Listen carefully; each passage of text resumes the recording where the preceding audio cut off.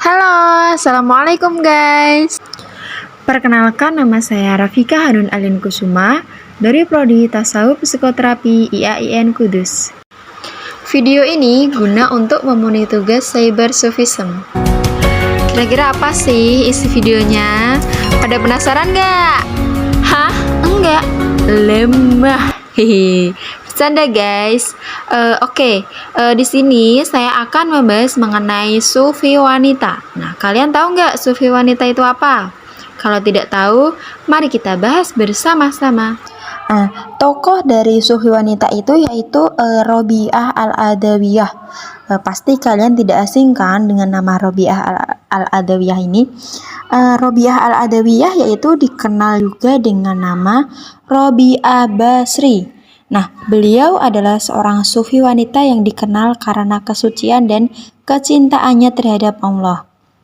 Lalu, Robiah ini juga dikenal sebagai seorang sufi wanita yang zuhud loh, yaitu tidak tertarik kepada kehidupan duniawi sehingga ia mengabdikan hidupnya hanya untuk beribadah kepada Allah. Hebat kan? Nah, sebelumnya Robiah ini tuh lahir antara tahun 713 sampai 717 Masehi, atau diperkirakan lahir pada tahun 95 sampai 99 Hijriah di kota Basrah. Nah, lalu Robiah ini tuh meninggal pada sekitar tahun 801 Masehi atau 185 Hijriah. Nah, andai kalian tahu ya, Robiah ini dijuluki sebagai the mother of the Grand Master. Udah tahu nggak artinya apa? Artinya yaitu ibu para sufi besar karena kezuhudannya. Ia juga menjadikan panutan para ahli sufi lain seperti kayak Ibnu Al-Farid dan Zunnun Al-Mistri. Ini tuh ada kisah yang sangat mengharukan sekali ya. Tapi kita juga bisa terinspirasi dari kisah Robiah Al-Adawiyah ini.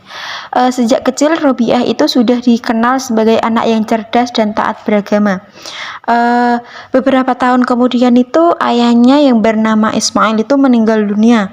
Kemudian selang beberapa waktu langsung disusul oleh ibunya. Sehingga Robiah itu dan ketiga saudara perempuannya itu menjadi anak yatim piatu. Ayah dan ibunya itu hanya meninggalkan harta berupa sebuah perahu yang kemudian digunakan Robiah untuk mencari nafkah. Robiah itu bekerja sebagai penarik perahu yang menyeberangkan orang dari tepi sungai Dajlah ke tepi sungai yang lain. Bayangkan coba, masih umur segitu, masih kecil, tapi dia sudah bekerja sendiri, pekerjaannya menarik perahu. Nah, sementara ketiga saudara perempuannya, dia itu bekerja di rumah menenunin kain atau memintal benang. Lalu suatu ketika itu di kota Basrah itu sedang dilanda berbagai bencana alam dan kekeringan akibat kemarau panjang. Nah, nasib dari Robiah dan ketiga saudara perempuannya itu memutuskan untuk berkelana ke berbagai daerah untuk bertahan hidup. Dalam pengembaraannya, Robiah itu tiba-tiba itu terpisah dengan ketiga saudaranya itu.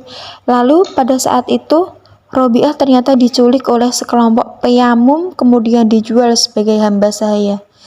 Dan kalian tahu berapa harganya? Robiah cuma dihargai seharga 6 dirham kepada seorang pedagang. Pedagang yang membeli Robiah sebagai hamba sahaya itu memperlakukannya dengan sangat kejam. Sehingga Robiah itu harus selalu bekerja keras sepanjang hari. Nah, dalam suatu malam tuh, Robiah itu bermunajat kepada Allah. Jika ia dapat bebas dari perbudakan, maka ia tidak akan berhenti sedikit pun untuk beribadah kepada Allah. Ketika Robiah sedang berdoa dan melakukan sholat malam, pedagang yang menjadikannya majikan itu dikejutkan oleh sebuah lentera yang menyinari seluruh tubuh Robiah Al-Adawiyah itu. Langsung dong seketika majikannya itu kaget. Lalu tanpa berpikir panjang, keesokan harinya majikannya itu langsung membebaskan Robiah. Sesudahnya bebas dari hamba sahaya itu, Robiah itu memilih tempat bersinggah di sebuah padang pasir. ia menemukan tempat tinggal di situ. Nah, selama Robiah tinggal di padang pasir tadi, Robiah itu hanya tidur sedikit di siang hari, dan pada malam harinya itu dia itu menghabiskan waktunya untuk bermunajat, sehingga ia itu dikenal sebagai pujangga dengan syair-syair cintanya yang indah kepada Allah. Robiah telah terkenal karena kecerdasan dan ketaatannya ke pelosok negeri, sehingga ia banyak mendapatkan lamaran dari cowok-cowok pastinya ya. Di antara cowok-cowok itu yaitu ada Abdul Wahid bin Zaid, seorang teolog dan ulama, dan yang kedua ada Muhammad bin Sulaiman al-Hashimi, seorang amir dari dinasti Abbasiyah. Dari yang ketiga yaitu gubernur yang meminta rakyat Basrah untuk mencarikan seorang istri, dan penduduk Basrah bersepakat hanya Robiah adalah orang yang tepat untuk gubernur tersebut. Tetapi dari sekian banyaknya orang yang melamar Robiah, tidak ada satupun yang diterima dari Robiah, karena Robiah tidak mau menikah.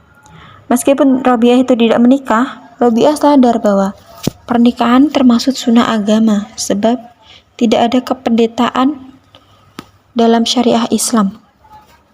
Robiah memilih untuk tidak menikah karena ia takut tidak bisa bertindak adil terhadap suami dan anak-anaknya kelak, karena hati dan perhatiannya sudah tercucurkan kepada Allah.